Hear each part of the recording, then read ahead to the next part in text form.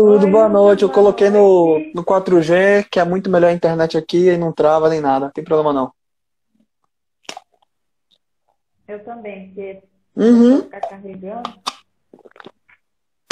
E ainda junta com o Instagram, Ai, um não, monte de live aqui ao no mesmo meu tem tempo. umas 4 lives acontecendo simultaneamente. Então. Aham. Introduzindo, né? Então, boa noite. Quem já entrou aí, sejam todos muito bem-vindos. Os seguidores do Lucas, que eu não conheço, os meus também. Espero que vocês gostem do nosso bate-papo de hoje. Hoje, nosso convidado super especial é o Lucas, evangelista. Ele é lá de Manaus e tem feito um trabalho incrível na doutrina espírita, é muito estudioso e sempre nos dá grandes ensinamentos e aprendizados. Então, estou muito feliz mesmo que ele esteja hoje aqui conosco. Muito obrigada, Obrigado, Lucas. Paula. Obrigado pelo carinho, que assim, E não sei se a gente pode falar agora, se era pra se falar agora, assim. É, mas é o carinho que a gente não merece, né? Assim que a gente realmente não merece. A Paula sabe que eu tenho muita dificuldade com isso, de aceitar elogio, mas já deixar aqui, né, de antemão, um abraço para todo mundo que está aqui nos assistindo nessa live. A gente espera dar um cadinho de, assim, do conhecimento que é assim, quase ínfimo que a gente já recolheu nesses anos de espiritismo. O pessoal do Verbo Se Fez Som, meus amigos, é uma banda fantástica. Um beijo para eles que acabaram de entrar aqui. E que nesses momentos que a gente está aqui se reunindo, né, na luz do Senhor, que o nosso coração, mesmo que por instantes muito breves, passageiros, nosso coração possa bater em uníssono com o coração de nosso Senhor Jesus Cristo, né, que acima de tudo são os momentos que marcam, né, então as palavras que a gente possa proferir aqui, os sentimentos que a gente possa nutrir, a gente leve adiante para depois daqui, para enquanto a gente for dormir, quando a gente for acordar, e assim vai, né. Sempre juntando os cadinhos, os pedacinhos para essa vivência espiritual. Um beijo para a Ju, né, que entrou agora do Espirites também. E no demais é isso. É um prazer estar aqui com a Paola. Como ela falou, a gente está separado, né, por distâncias quilométricas e quilométricas e quilométricas, mas nós estamos juntos em Cristo, né? É, não necessariamente separados, propriamente dito, mas realmente espalhados, né? Para que o amor realmente chegue em vários lugares. se for pensar em nível Exato. espiritual, nós estamos juntos, porque em pensamento estamos perto de todo mundo que tem a mesma sintonia, as mesmas vibrações, os mesmos Exatamente. pensamentos. E boa noite, Juju. Juju vai estar Que aqui na legal. semana que vem. Bom, então, vamos falar um pouquinho de Lucas, né? Eu gosto sempre de apresentar as pessoas que fazem live com a gente. O pessoal às vezes não conhece. Também tirar essa curiosidade, porque eu também tenho essa curiosidade. Então, quero que você fale um pouquinho da sua relação com o espiritismo, desde quando é espírita, se é espírita de nascença ou não, como é que foi, o que representa o espiritismo na sua vida, enfim. Fala um pouquinho pra gente, Lucas. Eu não sou espírita de berço, na verdade eu sou de berço católico, né? Passei por quase todas as liturgias dentro do catolicismo, crisma, catequese, batizado, mas infelizmente a fé católica nunca vingou, né? A gente tem como o Chico Xavier vai dizendo no Pinga Fogo, né, em julho de 71, né, a nossa mãe, a Igreja Católica, né, a mãe das vertentes cristãs, a gente tem um extremo carinho pela religião católica, mas infelizmente nosso coração a fé nós sempre fomos muito indiferentes dentro desse meio religioso. Foi simplesmente depois, somente depois, com os abrochar da mediunidade, querer entender esse processo, que é até curioso essa história, que eu fui conhecer o Espiritismo. Eu não lembro como, eu lembro do momento em que eu estava assim, no computador, minha mesa ficava aqui, agora tem uma outra, eu sou espírita há 3 anos e 4 meses, 3 anos e 5 meses. E, e eu estava vendo o Livro dos Espíritos de Allan Kardec. E eu não sei como que eu tive assim, o pensamento, a ideia de procurar. Não lembro em que momento eu digitei Livro dos Espíritos, Espiritismo, cliquei, não lembro. Só lembro que numa tarde eu já estava lendo o Livro dos Espíritos, que é disponibilizado gratuitamente pelo site da FEB, da Federação Espírita Brasileira. E aconteceu o que Bezerra relata no seu próprio diário, né? Bezerra de Menezes, nosso médico dos pobres, que para o corpo dele talvez fosse muito novo todo aquele conhecimento, mas que para o espírito dele já era muito velho. né? Então, para mim, aquilo parecia muito óbvio. Eu li o Livro dos Espíritos e eu falei, não, por que Kardec está perguntando isso? É óbvio que é assim, assim, assado. E eu li a resposta e os Espíritos respondiam muito naquela direção que eu pensava, né? No que eu quero ressaltar aqui, que para mim, a doutrina espírita faz muito sentido. Sou espírita porque para mim faz muito sentido, né? Cria dentro de mim toda justificativa para continuar sendo espírita, né? Então, eu encontrei no espiritismo a lógica que eu mesmo já trazia dentro de mim e novas perguntas e respostas para questões que eu mesmo não queria perguntar, eu nem sabia que podia se perguntar. Então, eu estudou muitas coisas que eu já pensava e coisas que eu nem sequer cogitava. E aí, com o tempo, fui trabalhando aqui no Amazonas, aqui em Manaus. Eu não sou de Manaus, eu sou do interior do Amazonas, de uma cidade chamada São Gabriel da Cachoeira. E não tenho nenhum espírita da minha família, né? Eu sou o único espírita da minha família. Mas família do interior é assim, maioria católica, mas aquele, sabe, pezinho em qualquer coisa espiritualista, porque tem muito caso de assombração, fantasma, principalmente uma cultura rica, com uma cultura amazônica, cheia de lendas indígenas e tal. Então, você é católico, mas você acredita em assombração. Você é católico, mas você acredita em fantasma, né? A única pessoa espírita da minha família era uma tia que eu tinha, só que ela desencarnou há quase 8 anos, 9 anos atrás. Então, quando eu virei espírita, ela já tinha desencarnado já há 5 anos. Então, eu nunca tive contato com ela, nunca tinha pensado. Para mim, espiritismo era você colocar assim e escrever e acabou. Isso era o espiritismo, era o Chico Xavier. E pronto. Mas o carinho pelo evangelho, a curiosidade realmente de você abrir uma Bíblia, de você ver o Antigo e o Novo Testamento, surgiu com a doutrina espírita. Que eu pude valorizar as palavras de Jesus. Até então, dentro de anos na religião católica, eu nunca pude valorizar. E aqui eu estou fazendo um relatório da minha vida, né? Porque tem pessoas que têm uma fé, obviamente que a minha fé é irrisória, né? Não cheguei no tamanho de um grão de mostarda. E tem pessoas que têm uma fé colossal e são de outras vertentes religiosas, cristã ou não cristã, de matriz africanas ou não. Né? Para mim nunca vingou a católica, vingou a espírita. E então adentrei de cabeça, né? Até curioso, né? Porque eu, assim, tô nesses quase 3 anos e meio, palestras, atividades e tudo, né? Que você comentou, mas com 1 mês de espiritismo eu já estava dando minha primeira palestra. Porque o centro espírita que eu comecei era muito pequeno, né? Então era realmente, um centro até hoje, um centro muito humilde, né? Realmente numa região vermelha, periférica de Manaus. Então, eu já estava ali, com 1 mês já tinha lido o Livro dos Espíritos, estava ali engateando o Evangelho, tudo, o céu e o inferno. Então, no dia que eu estava lá, estava eu, a presidente, que tinha a fundadora, na verdade. O presidente já era outra. A fundadora com uns 85 anos e a filha dela. E a fundadora, né, ela foi a pessoa que me deu a minha primeira edição física do Livro dos Espíritos, né, no dia do meu aniversário, de 20 anos, e nesse dia só tava nós 3, de trabalhador. Até então eu era o garoto que servia água, né? E então, assim, ela tava passando por ela tava lutando contra o câncer, então não tava na condição de palestrar. E a filha dela também não tava na condição de palestrar, já era uma senhora, tudo, mas não tava em condição. Então só sobrou eu.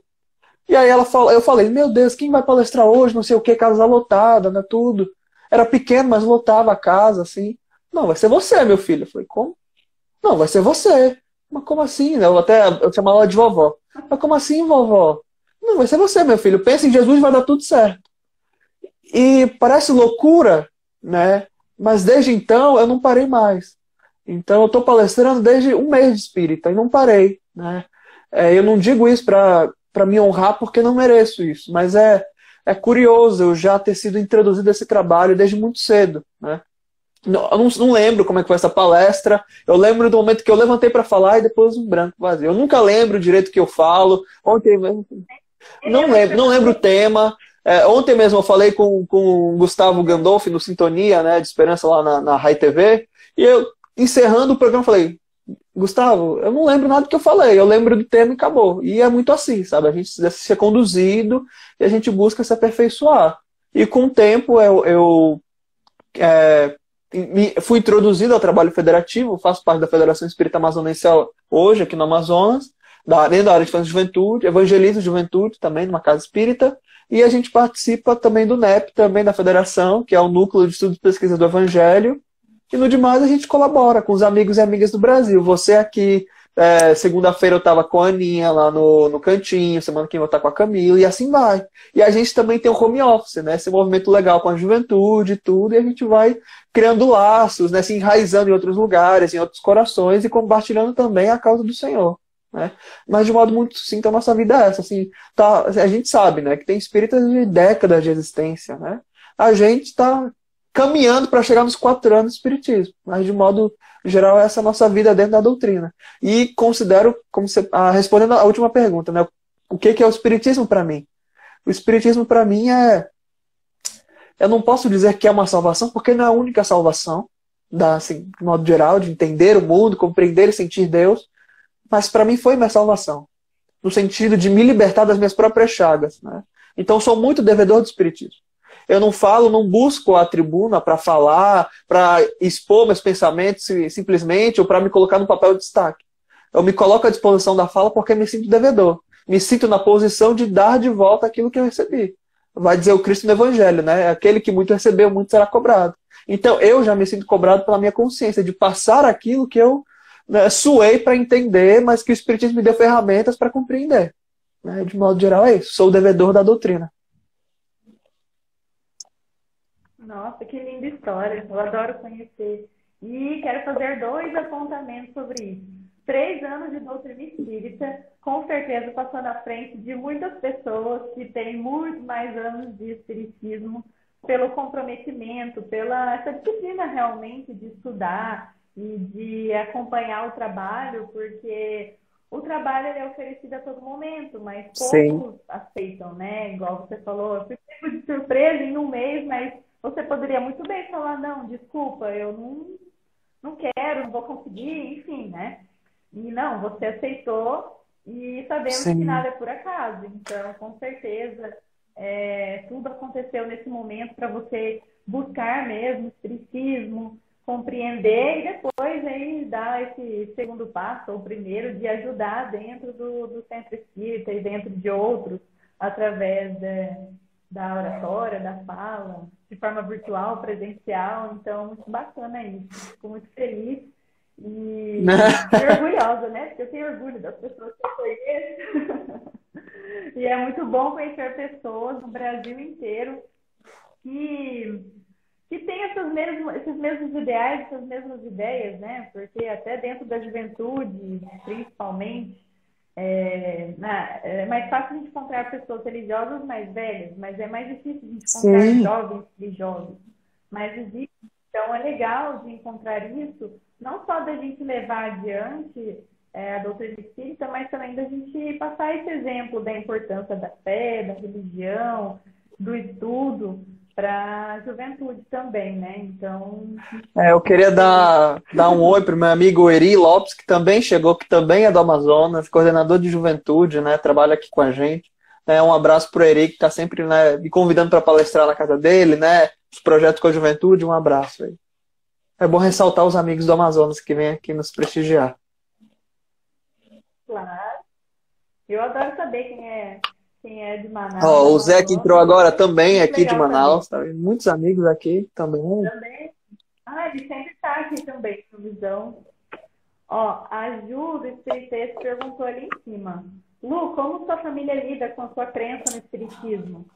Minha mãe, óbvio que assim no começo, minha mãe, eu percebi que ela ficava meio assim. Ela conhecia a doutrina espírita, ela obviamente já conhecia Chico Xavier, tinha lido um livro ou outro. Minha tia, que era desencarnar, era a filha mais velha, então acabava sendo uma presença muito forte na vida dela, né? Principalmente experiência, etc. Mas no começo eu sei que tinha aquele sentimento de, poxa, eu te introduzi ao mundo católico, mas não vingou, e você foi muito espírita, teve aquilo, mas hoje... e nunca foi um problema minha vida espírita para minha mãe, nem para o meu pai, eles sempre me abraçaram, sempre me apoiaram muito. Perceberam que teve uma grande, realmente foi, vou colocar meu ponto de virada. Foi um dos meus grandes pontos de virada na minha vida, foi me tornar espírita, justamente porque a gente passa a buscar não tesouros na carne, né? A gente vai falar muito disso hoje, né? Desses tesouros que a gente busca, mas com o espiritismo eu realmente passei a buscar mais tesouros dentro de mim mesmo, né?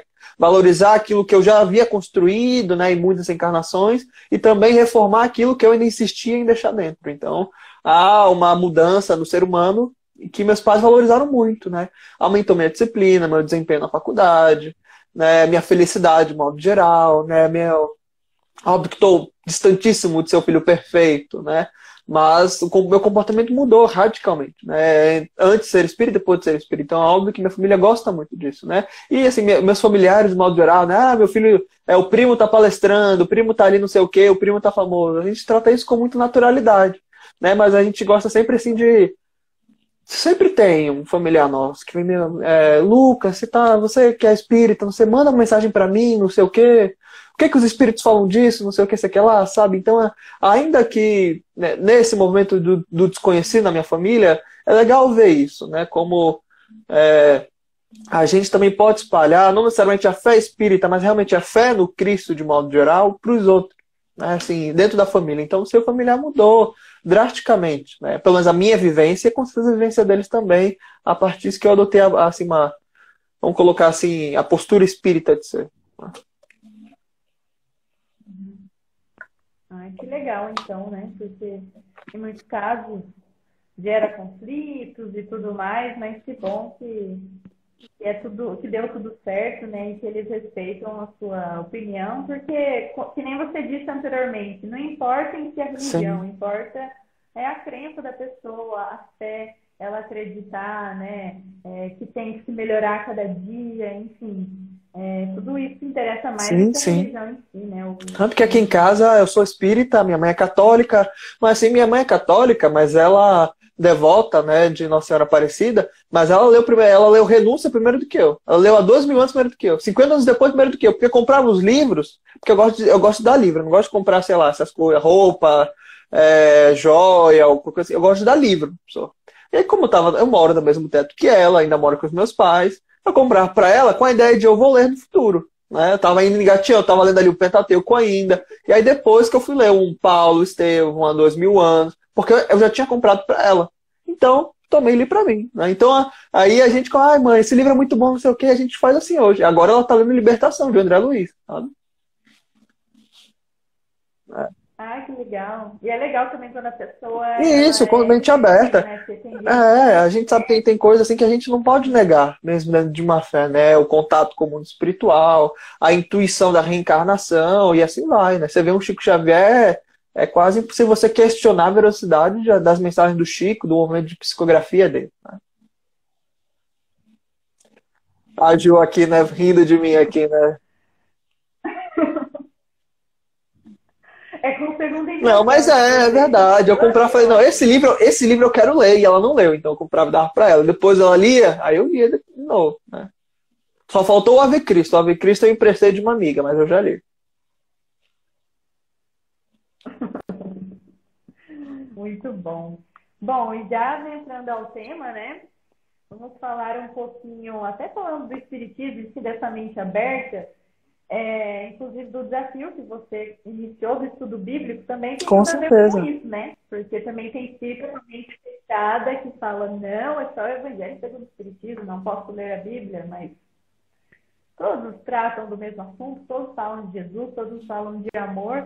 A escrita é um pouco diferente, né? O evangelho é mais reduzido, porque tem algumas passagens, não tem tudo, mas também é tão Com importante certeza. quanto, né? E também não é porque a gente vai ler a Bíblia que a gente não é espírita, não tem nada a ver Sim, uma coisa por com a outra, exemplo, né? eu gosto muito de falar isso. Não tem como você entender o Novo Testamento sem o Antigo Testamento. Há uma razão do Espiritismo ser a terceira revelação. Porque antes da terceira vem a segunda. Antes da segunda vem a primeira. Ou seja, se é a primeira revelação, é porque há todo um plano da providência divina em trazer aquilo, plasmar aquilo para a carne e dar para a humanidade. De tal modo que você só entende o presente que você vive, só pensa melhor, ou pelo menos em táticas, estratégias, em elaborar planos melhores para uma vida futura se você entende seu passado. Então, você compreende muito melhor o Cristo quando você olha para o Antigo Testamento.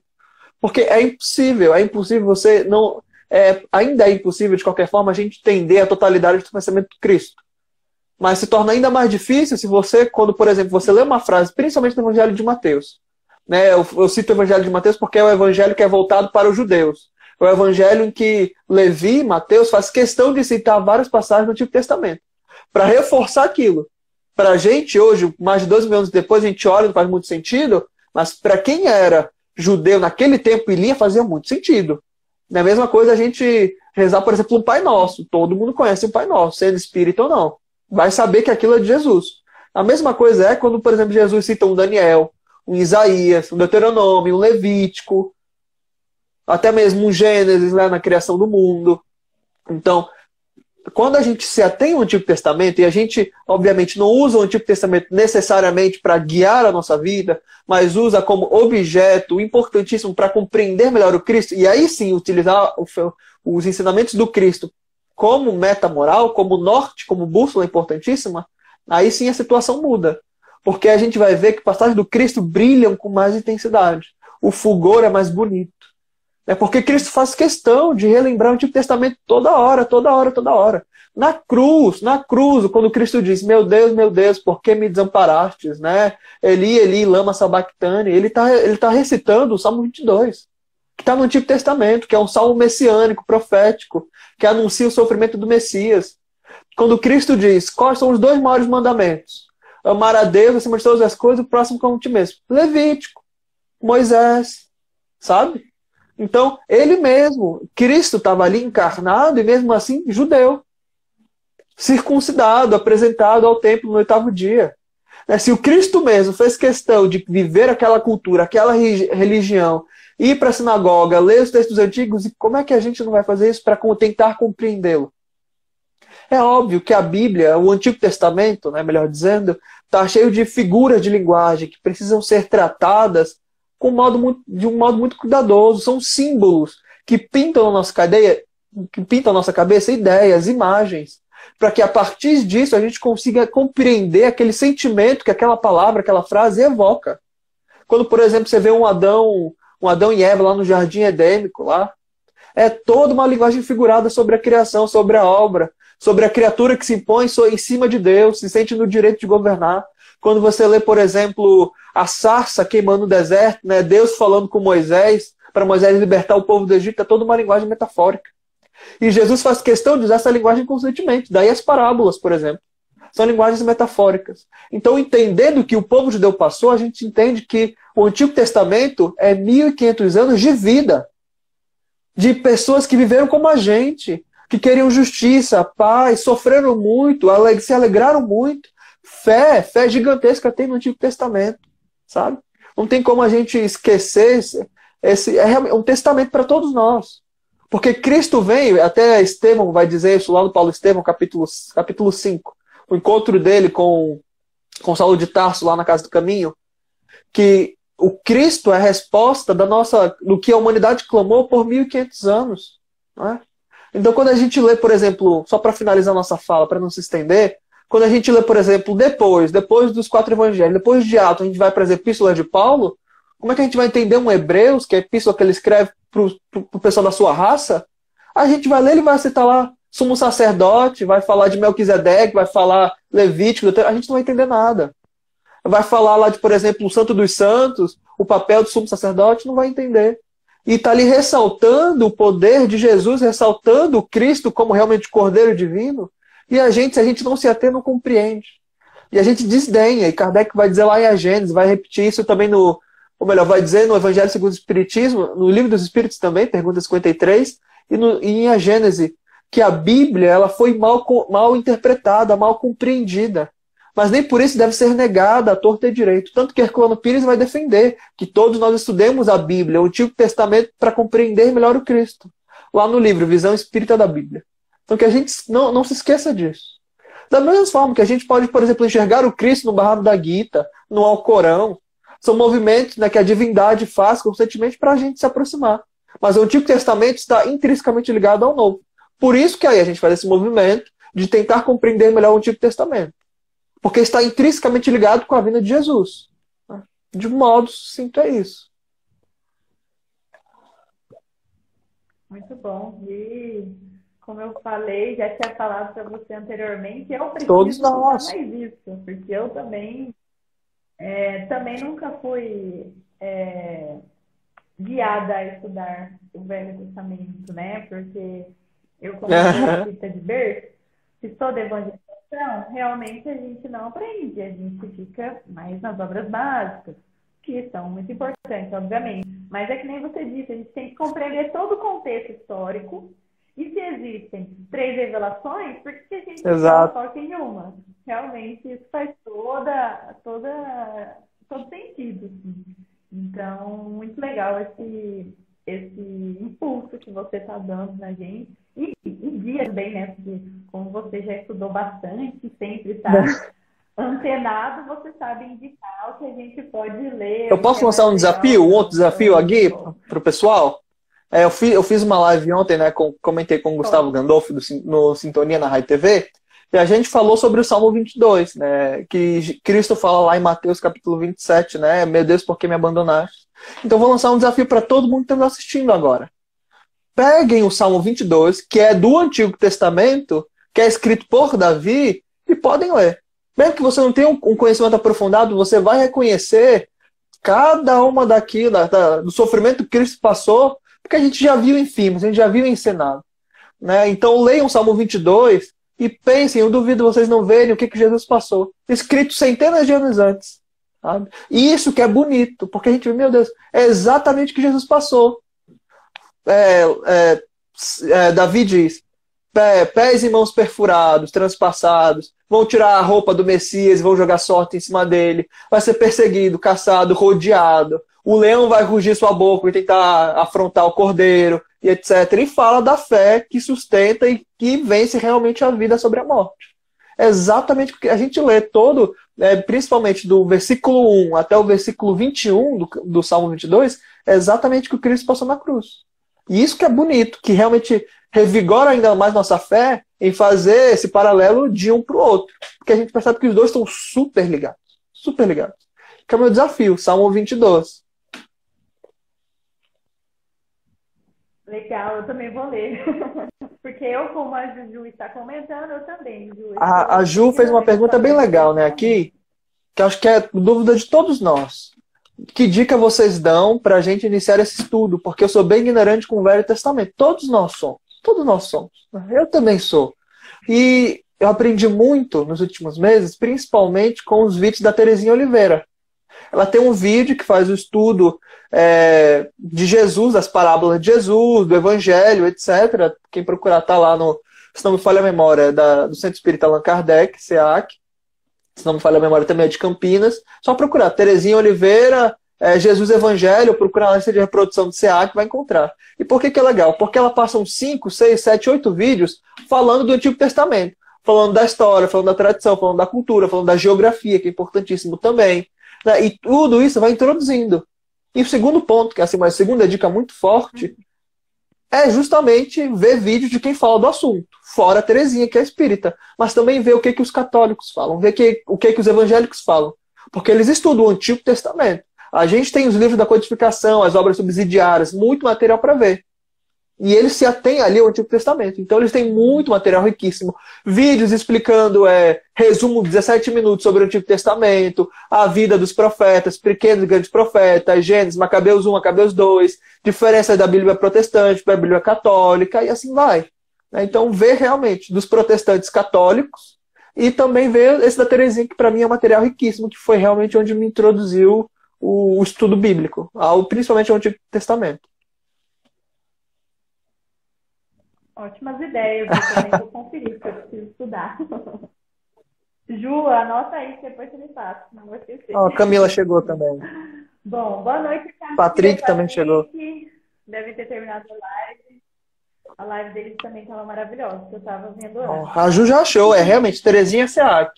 Né? Se você for na lista de reprodução, você vai encontrar lá ela explicando o Evangelho de Jesus. E os primeiros vídeos são realmente isso, explicando o contexto geral antes de chegar no Novo Testamento. Muito bom. Bom, agora sim, né? Vamos adentrar a nossa célebre frase, passagem de Paulo, que eu particularmente gosto muito, porque eu acho que é um personagem que a gente consegue muito se identificar, que teve os seus tropeços, teve seus momentos errôneos, vamos assim dizer, mas que o que importou que depois ele abriu os olhos, abriu a mente, e ele enxergou, se arrependeu e viu o que era qual era o caminho, o que ele tinha que fazer. Então, eu acho muito legal, muito linda a história dele.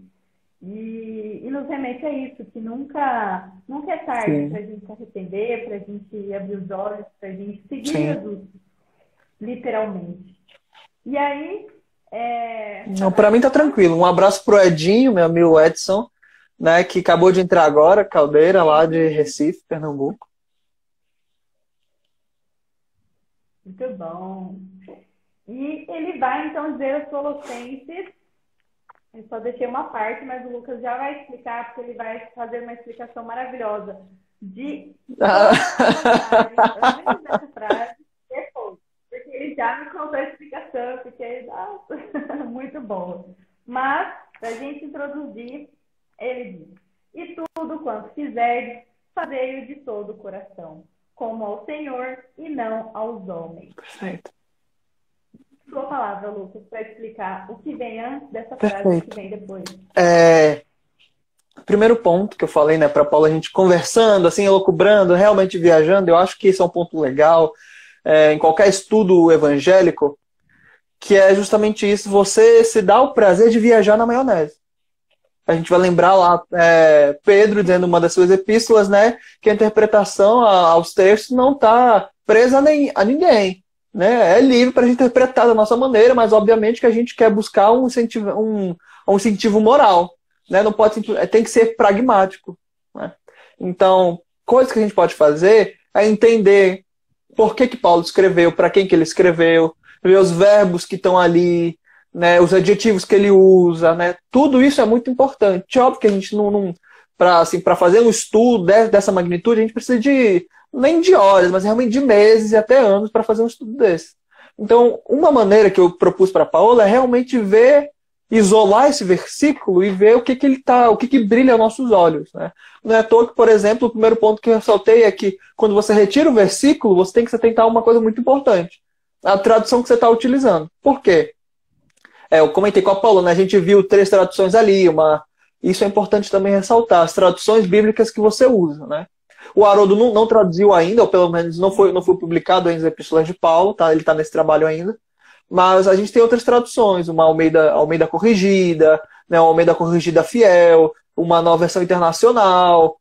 E, para mim, muito importante, os versículos que Emmanuel comenta. Porque diz, né, a tradição, que Emmanuel utilizou realmente os versículos originais quando ele faz seus comentários, né? Quem tiver, por exemplo, um Evangelho por Emmanuel, né, o comentário das Epístolas de Paulo, por exemplo, um Apocalipse, etc. Diz a tradição, eu nunca consegui confirmar realmente essa informação, mas é o que dizem. Estou só reproduzindo a informação de que ele teria usado realmente os versículos originais. Então, aí eu queria apresentar 2 versículos. O que a gente está realmente utilizando aqui, né, que é tudo quanto fizerdes, fazer de todo o coração. E o segundo é a tradução que Emmanuel apresenta, que a gente vai ver que tem uma variância ali que chama a atenção. E a primeira delas, essa aqui, que é justamente essa, que é tudo quanto fizerdes, fazer de todo o coração, que é a metade do versículo, né? Outra metade, a Paula leu, que é realmente fazer, que é para o Senhor e não para os homens. E aí não muda nenhuma tradução, dessas 2 que a gente vai comentar. Emmanuel, já que quiser ver, está no Pão Nosso, capítulo 57, ele vai fazer bem assim. E tudo quanto fizerdes, fazer de todo... Ah, não, você colocou do Emmanuel, não foi? Você colocou do Emmanuel. Não, é do Emmanuel, deixa eu pegar aqui da... Eu? É porque tem aquele que é da alma. Deixa eu pegar aqui. Ah, não, mas pode falar isso também, que eu não coloquei mesmo. Que ele pede para colocar a nossa alma. Então, a internet não está funcionando, mas é basicamente assim. Na outra tradução é tudo quanto você fizerdes, coloque a vossa alma, como se estivesse fazendo para o Senhor e não para os homens. Né? E esse que eu vou dizer assim, é o ponto-chave que realmente chama a atenção. Porque, primeiro ponto, é o tudo. Esse tudo quanto fizerdes. O fazer, esse verbo, chama a atenção. Porque aquilo que você faz é tudo que você faz. Em que sentido a gente quer dizer? É o seu pensamento, é a sua palavra, seu gesto, seu abraço, seu carinho, seu sentimento, pensamento. É realmente o fazer, é o tudo. É a maneira que você estuda, é a maneira que você anda, é a maneira que você vive, é a maneira que você respira, é o tudo. É o tudo que você faz. E aí uma tradução diz, faça de todo o coração. E outra diz, põe a sua alma. E eu acho que essa é a parte legal que chama a atenção realmente desse, vamos colocar, sacrifício de nós mesmos em relação ao serviço, em relação ao trabalho. Porque a gente vai lembrar, quem quiser ver, está lá no capítulo 6 de Mateus, né, nas 3 proibições, a passagem das 3 proibições, que o Cristo diz, olha, não juntem tesouros na terra, juntem tesouros no céu, onde a traça e a ferrugem não consomem, onde os ladrões não minam nem roubam. E aí ele vai dizer, onde está o vosso tesouro, está o vosso coração. Porque aquilo que a gente valoriza, a gente coloca o coração ali. E a gente não pode esquecer de forma nenhuma. Pessoas que vão, vamos dizer assim, ter uma conduta negativa, pelo menos do nosso ponto de vista, os nossos olhos fazem isso. Se entregam de todo o coração. Né? O exemplo que a gente comentou hoje de manhã, né, Paulo, de um avarento, o avarento está ali, vivendo para a matéria, guardando recursos financeiros para amanhã que talvez nem chegue, e está colocando o coração dele exatamente ali. Se ele perder todo o dinheiro, muito capaz de buscar conforto no suicídio. Buscar acalento, o fim da dor no suicídio. Né? Então, o homem que realmente não aprendeu a viver na candura do espírito, na paciência, na esperança em Deus, vai buscar sempre conforto na matéria. Isso é importante notar. A gente vai lembrar também lá daquela passagem do jovem rico, que procura Jesus e diz, Senhor, eu quero te seguir, eu quero ser seu discípulo, o que eu faço? Porque todos os mandamentos eu faço com a minha família, eu sigo todos eles. E Cristo muito feliz, né? Não, então tudo bem. Só falta uma coisa agora e você está dentro. Só tem que dar tudo que você tem. Vende tuas terras, dá para os pobres e me segue, vamos lá. E aí na hora, ele faz aquela careta, não entendendo e vai embora. Porque estava vivendo justamente para aquilo que é perecível. Tentando preencher o que é externo com o que é interno. Ou, perdão, tentando preencher o que é interno com o que é externo, porque isso é impossível. E isso que chama atenção, porque a gente também não pode esquecer, como a Paula citou, Paulo de Tarso. Antes de ser Paulo, era Saulo de Tarso. Realmente, ele que iniciou o grande movimento de caça aos cristãos. Notou que Estevão se torna o primeiro mártir por causa de Saulo de Tarso. E Saulo de Tarso é exatamente o homem desse versículo. E tudo quanto fizerdes, fazer de coração. Ele realmente vivia para o egoísmo, para o orgulho, vivia para as relações pessoais que davam para ele prazer, que davam para ele sustentáculo para a vida material, mas ainda assim fazia de coração para Deus. Completamente desolado ou descolado de uma verdade que brilha, que realmente respira pelo amor, mas fazia entregando seu coração a Deus. Ele fazia aquilo para Deus. Tanto quando ele se converte, vê o Cristo na entrada de Damasco, ele não passa tempo murmurando, choramingando, se culpando. Se coloca em serviço. Porque estava com o coração voltado para um lado e, putz, estou errado, volto para o outro. É óbvio que ele passou por um movimento de culpa, um movimento de se martirizar. Mas a gente não vê isso em Paulo Estevão, pelo menos na obra. Quando a gente vê ele sofrendo, mas porque ele escolhe o sofrimento, porque vê que realmente o burilamento que ele precisava. A gente não vê ele sentindo pena de si mesmo, naquele movimento de se coloca inerte, extasiado, anestesiado. Se coloca a ação, se coloca, eu vou fazer correto onde eu fiz errado.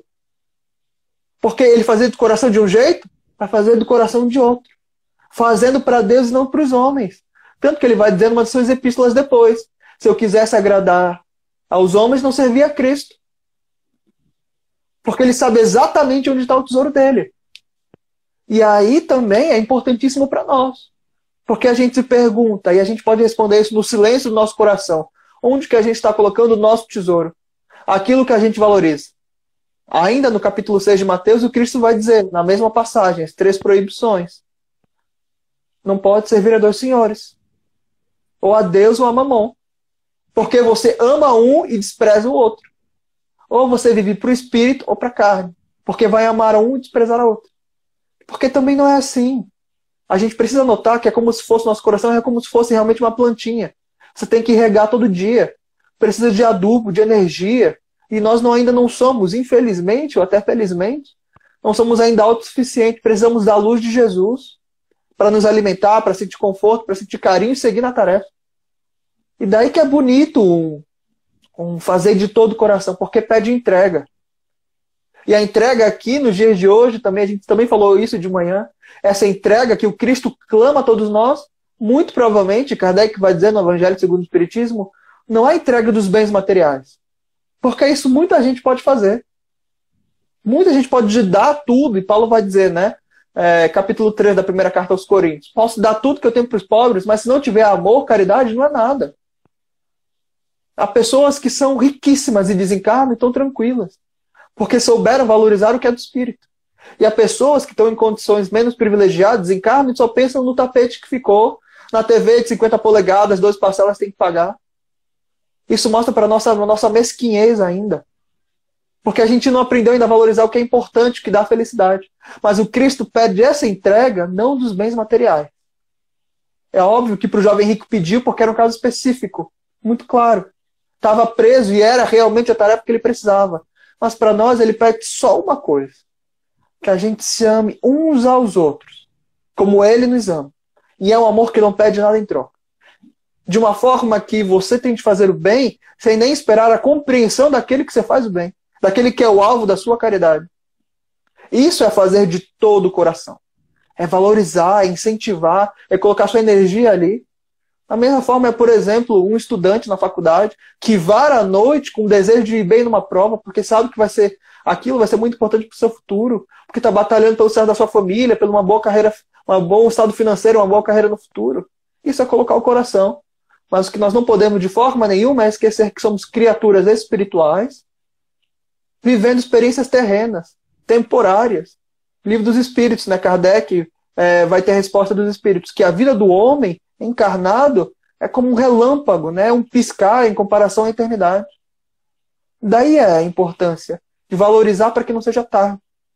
Porque pode ser muito tarde. A gente pode acumular dinheiro, prazer, diplomas, e como o Chico vai dizer, o ontem já foi.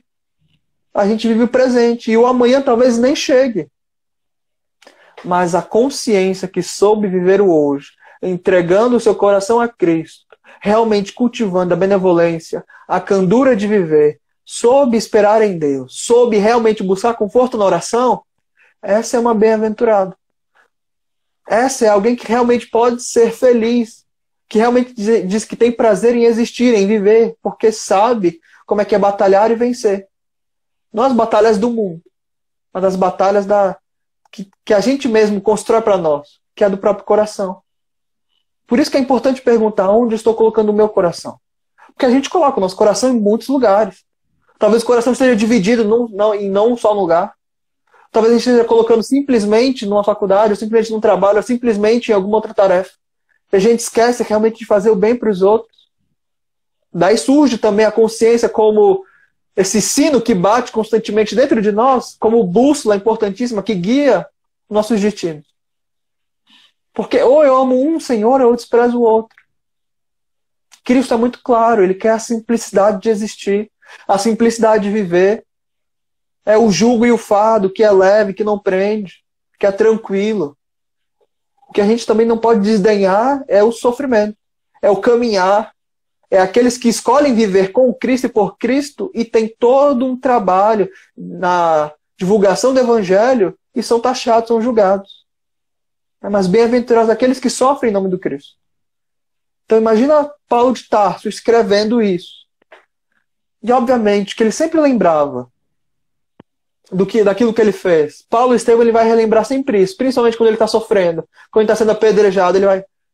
Emmanuel falando, e aqui ele resolveu parar e lembrar de toda vez que tacou pedra em alguém, das pedras em Estevão, ele pensa, será que era assim que Estevão estava sofrendo também? Será que a dor que Paulo estava sentindo era a dor de Estevão?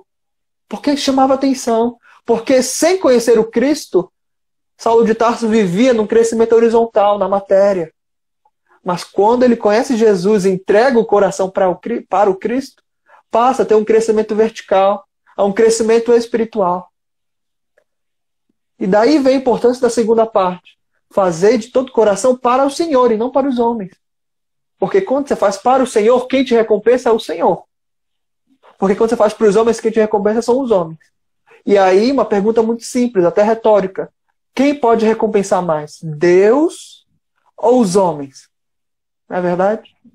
Porque a gente quer agradar as outras pessoas, quer parecer gentil, quer ganhar favores, fazer amizade para isso e aquilo, para receber nessa vida desde já o presente. A gente não sabe esperar para depois, sabe esperar para o desencarne, na vida espiritual, nas outras encarnações. Eu acho que essa é a felicidade realmente daquela pessoa que entrega o coração, não para a matéria, mas para o espírito. Sabe vivenciar e sabe que tudo tem seu tempo de acontecer, né, no tempo de Deus. Nessa roda constante que é a vida. E quando a gente tem essa noção, essa percepção, o mundo caótico deixa de ser menos caótico. Porque a gente deixa de ser governado por aquilo que é pueril, que acumula pó, que enferruja, que quebra, que se perde.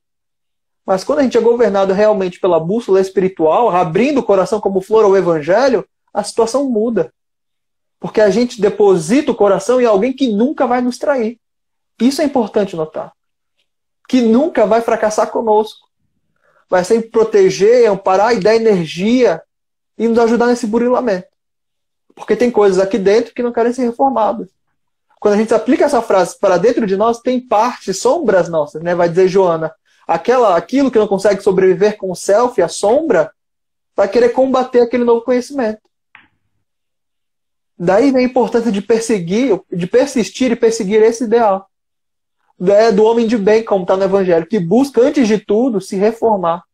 Não reformar os outros, não agradar os homens. E a gente lembra também, eu estou falando muito aqui também, mas porque os pensamentos vêm, surge a concretinização de ideias, mas a gente também lembra, né, que o homem de bem ele reforma a si mesmo, não aos outros. Chico Xavier vai dizer, eu deixo os outros serem como são e a mim me permito ser melhor. Livro dos Espíritos, 919A. Tem a 919 e a 919A. Kardec pergunta, tem algum meio? Né? Eu sei que eu tenho que me conhecer, mas dá uma dica aí. E aí quem responde? Santo Agostinho vai responder. Santo Agostinho, santo canonizado da Igreja Católica, vai responder lá. Faz o seguinte, faz como eu me fiz, você quer se melhorar? Se pergunte. Faça como eu todas as noites, antes de dormir, eu me perguntava se eu devia a alguém. Se o que eu fiz durante o dia, alguém podia reclamar de mim. E aí uma frase que eu mesmo aplico constantemente para mim. E se Deus pedisse a tua alma hoje? Você ficaria tranquilo com isso? E acho que quando você percebe que você carnalmente vai perder esse corpo, um dia você vai desencarnar, a situação muda. Porque um dia você vai ser cobrado. Não à toa também o Senhor disse, aquele que muito é dado, muito será cobrado. Por isso que é fazer de todo o coração. Não é deixar os pedacinhos para trás, é fazer agora. E realmente usar a nossa própria consciência como bússola importantíssima, buscando Jesus. Porque se a gente não se pergunta, a gente não tem respostas. Isso é importante. Não pode ficar à mercê do vento da vida, dos prazeres da vida, para querer que Deus mostre o caminho, se a gente não quiser saber o caminho. É o se perguntar, será que hoje eu fiz tudo que eu podia? Será que hoje eu realmente dei o melhor de mim? Será que não há nada que eu precise reformar dentro de mim? Por que fulano me incomoda? Por que fulano me irrita tanto? E aí vai para muitos fatores. E aí a gente percebe que a gente dá atenção àquilo que não é necessário, àquilo que é pueril, que não é importante. A gente sente no direito de responder para defender a nossa honra, perdendo tempo e energia que a gente podia estar se dedicando ao estudo, a uma oração. E Santo Agostinho faça exatamente como eu. Todos os dias. E diz mais. E aquele que buscar se melhorar, que sempre buscar o conforto, a fortaleza espiritual na oração, ele fala, eu garanto que Deus e os Espíritos vão guiar. Vão encontrar saída. Disse o Senhor, ajuda-te a ti mesmo e o céu te ajudará. Não podemos esquecer sempre, né, o caminhar, que é o nosso trabalho, a nossa tarefa. Ninguém vai fazer a nossa reforma por nós mesmos. E outra parte que chama também a atenção é quando você, na outra tradução, quando você coloca a sua alma, o que tem na sua alma? Você coloca a sua alma naquela tarefa, o que tem? Tem egoísmo, tem ganância? Ou tem a candura, tem a bonança, a benevolência, a capacidade de perdoar? Porque ninguém colocou ali dentro da sua alma essas virtudes ainda muito pequenas e venenosas. Essas virtudes foi você mesmo que colheu. Por isso que o mérito da sua evolução é sua. Não é de outra pessoa. Cristo guia, mas o caminhar é seu. Ninguém colocou ali. Foi você que colocou. Se inspirou em Cristo e colocou muito bem. Mas também, e essa ganância? E essa raiva aí que acontece assim abruptamente, essa explosão de sentimento, esse não saber perdoar, sempre querer julgar os outros. Quem colocou, senão você mesmo? É claro que aqui é todo um parâmetro espiritual, um âmbito, né, para ser considerado, mas os espíritos eles podem influenciar, nunca fazer pela gente. Nunca fazer. Livre-arbítrio é puramente nosso. Então, quando você coloca a sua alma numa atividade, o que você está colocando? Você está colocando aquilo que você mesmo colocou. E que só você pode tirar. É só você. Comenta também, Paula. Eu queria fazer dois apontamentos que, para mim, fica muito bem esclarecido por Paulo nessa frase, e você já falou aí no meio, mas, enfim, só focando aqui em dois apontamentos que me chamam a atenção. O primeiro, então, para mim, esse entendimento de fazer todo o coração remete muito a um ato sincero. Então, não, além, né, de fazer com amor, também ser um ato sincero. E a gente sabe que, eu sempre falo, eu sou uma pessoa muito sincera, às vezes sincera até demais. E sempre falo para as pessoas que elas também têm que ser sinceras. Porque se todo mundo fosse sincero, as relações seriam muito mais fáceis. Porque ninguém ia querer guardar para si um sentimento ou uma opinião de algo e não ia ficar um tentando entender o outro, tentando descobrir. Então, para mim, a sinceridade, eu acho que ela é maravilhosa. E aqui, Paulo, ele nos remete à sinceridade, né, de fazer toda coração, também me busca um outro sentido, no sentido de que a gente pode usar máscaras, a gente pode se fazer, a gente pode mentir ou omitir, a gente pode ser quem a gente quer ser. Quer mostrar, eu posso mostrar uma Paola para vocês e vocês podem acreditar, mas que não seja verdadeira. Então a gente pode fazer isso. Só que perante a espiritualidade, a gente não consegue fazer isso. Porque eles conseguem nos enxergar verdadeiramente. Então, a gente não consegue usurpar dessa sinceridade. Eles nos enxergam, eles veem a nossa alma, eles nos veem como espíritos e sabem de tudo. O que somos, o que não somos, o que sentimos, o que já fizemos, enfim. Então, o primeiro ponto que eu queria destacar é esse. Disso de fazer tudo com amor e sendo sincero. Porque quando você coloca o seu coração em algo, é sincero, porque é o que você está sentindo, é o que você realmente deseja. E o segundo apontamento, que eu acho importante, que para mim me destacou muito, na verdade, eu só fui pensar nisso bem mais tarde, de manhã eu nem tinha pensado nisso, que você falou de esmiuçar a frase. E aí, quando ele fala, tudo quanto fizerdes, fazei-o. Então, ficou muito na minha cabeça o verbo fazer. Então, veja, além de colocar o coração, ele foca muito no fazer.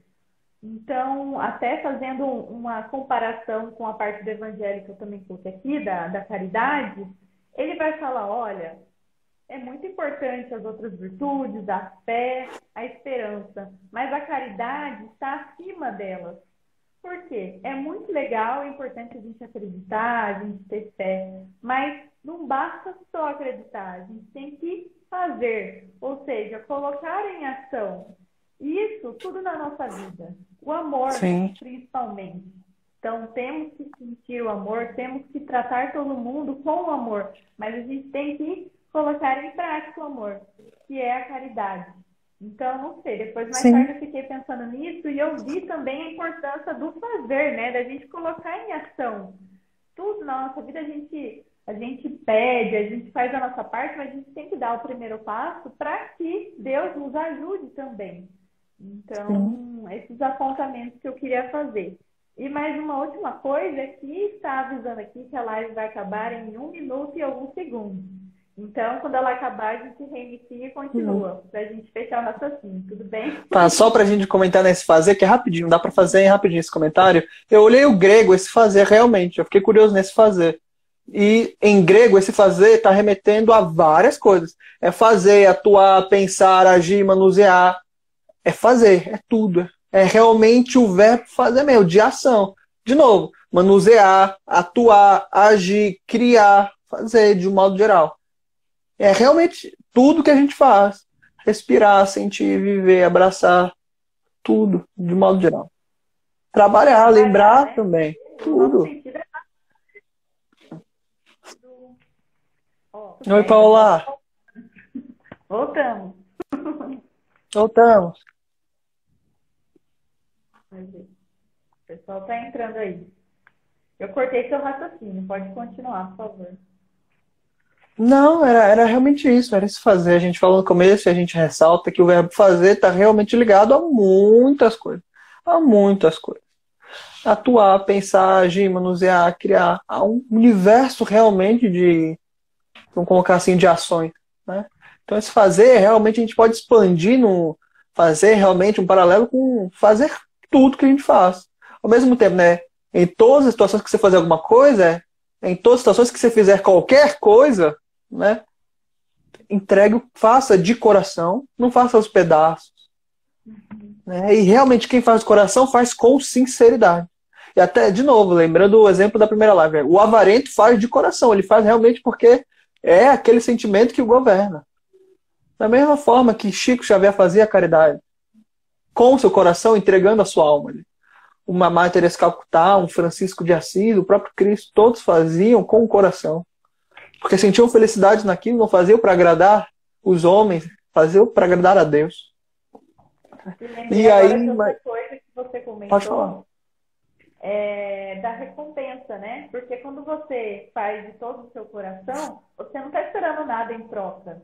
Você não está Sim, esperando que eu não vou tratar você bem porque eu estou esperando que você também me trate bem. Ou não vou fazer a caridade porque eu quero um reconhecimento. Então também tem esse sentido que eu lembro que a gente comentou hoje também, né? De não esperar sim, sim. Ó, o Patrick e a Camila aqui comentando da live. a live de vocês complementou demais a nossa. Parabéns, Paulo e Lucas. Ótimas reflexões. Verdade. Quando o Lucas estava falando, eu estava pensando, nossa, mas tem tudo a ver. Dá vontade de baixar as duas e... Dá pra fazer os quatro ao mesmo tempo, né? Muito bom. Como sempre, tudo conectado pela espiritualidade. Isso mesmo, Camila. Muito bem, né? Bom, eu acho que é isso. Mais algum apontamento? Alguém Acho que eu quer só queria comentar? comentar uma coisa bem legal que você falou, que é uma diferença entre o fazer e não fazer. Para nós pode parecer muito óbvio, mas às vezes não é. Às vezes a gente pode ficar ou ser defrontado, ser confrontado com uma situação que a gente escolheu não fazer. Que a gente se pergunte por que a gente não fez. Ou por que a gente reluta tanto em fazer a caridade ou perdoar alguém. E realmente as perguntas surgem como pequenas bússolas ou pequenas pistas que levam realmente à verdade que habita em nós. Então, por isso que a gente falou da 919, mas a gente também remete a 919. Kardec pergunta, tem alguma maneira, né, eficiente de eu já me conhecer assim, né? Como é que eu faço para ver essa reforma íntima? Vocês falam tanto, como é que eu faço? E os espíritos respondem, um velho da antiguidade já vos respondeu, conhece-te a ti mesmo. E você só sabe onde está o teu coração quando você se pergunta onde está o seu coração. Você só se reforma quando você sabe, ou melhor, um arquiteto, quando ele é chamado para reformar uma casa, ele, não, tudo bem, bora reformar o banheiro, o teto ali do quarto principal, a garagem. Não, ele vai, adentra na casa e vai olhando cada cômodo. E vai pesquisando onde que tem. O engenheiro civil, quando tem que refazer alguma coisa, ele vai olhando, os pontos estão com rachaduras, ranhuras, estão já despedaçando, ou para trocar os blocos, tijolos, ou para realmente reforçar pelo cimento ou para as outras técnicas da engenharia civil. Da mesma forma, nós devemos imitá-los, olhar para dentro e se conhecer. A gente não pode esquecer que as árvores, eu venho de uma região assim, né, eu moro na região amazônica, né, a biodiversidade é gigantesca, e tem uma árvore aqui que é a Sumaúma. Ela pode chegar até 60 metros de altura, gigantesca. A Sumaúma, ela iniciou numa sementinha pequena, pequena. E quanto mais alto cresce a árvore, mais fundo vão as suas raízes. O ser humano, da mesma forma. Quanto mais a alma busca por Cristo, mais ela se enraiza em si mesma. Mais ela vai se conhecendo, criando raízes de tal forma que quando vier a tempestade não vai acontecer nada com ela. Ou pelo menos o resultado, né, da tempestade que vier, da chuva, do tornado, de qualquer evento cataclísmico, geomorfológico, a árvore vai continuar intacta ali. Porque soube criar fortalezas para os momentos da dificuldade. E isso é importante. Buscar não somente Cristo nos momentos de dificuldade, mas também nos momentos de felicidade. Ser precavidos. Né? Aquele, né, ele vai dizer no Evangelho também, aquele que escuta as minhas palavras, esse é um homem sensato, prudente, que edifica a sua casa sobre a rocha. Aquele que escuta minhas palavras e não faz nada é um homem sensato, que edifica a sua casa sobre a areia, e vem a água e devora, e houve ali pranto e ranger de dentes. É a prudência. É. André Luiz vai dizer lá em Agenda Cristã, eu li essa frase até hoje, inclusive. Quem tem, ou melhor, ele até fala, que nós não devemos pedir conhecimento ou conselho espiritual à torta direita. E ele disse, se você já tem 2 semanas de conhecimento cristão, é o suficiente. Acabou. Não precisa de mais nada. Mais nada. Já tem tudo que você precisa. E a gente ainda quer mais livro, quer mais palestra, quer mais vídeo. Já temos tudo que a gente precisa. E a gente pergunta, onde é que está o nosso coração nesse momento? Está focado na dificuldade ou nas bem-aventuranças e as respostas e os presentes que o Cristo promete? Porque as bem-aventuranças são realmente promessas. Que o Cristo promete para aqueles que sabem passar pelas dificuldades. De tal maneira que nas bem-aventuranças há mais convite ao serviço e ao trabalho e à coragem do que consolo e conforto. Há mais convite a encarar o sofrimento e a transformação espiritual do que ficar esperando, né, o conforto dos céus cair sobre nós. É curioso notar que um bem-aventurado os aflitos, né, só será confortado se sofrer. Bem-aventurados os pacificadores, porque serão chamados filhos de Deus. Só vai ser chamado filho de Deus se for um pacificador. Se for ali no confronto, na desavença, na briga, e pacificar. Mas também souber pacificar dentro de si, dentro do seu próprio coração. Essas tempestades, né, que acontecem dentro de nós. É tanto o movimento externo quanto interno, mas primeiramente tudo, reformar o que está aqui dentro. Né? São os comentários que a gente gostaria de ter em cima disso também. Né? Muito bom. Ótimas reflexões, né? Que nem a gente também já havia comentado antes. A gente consegue, com essa frase, remeter a muitas coisas, né?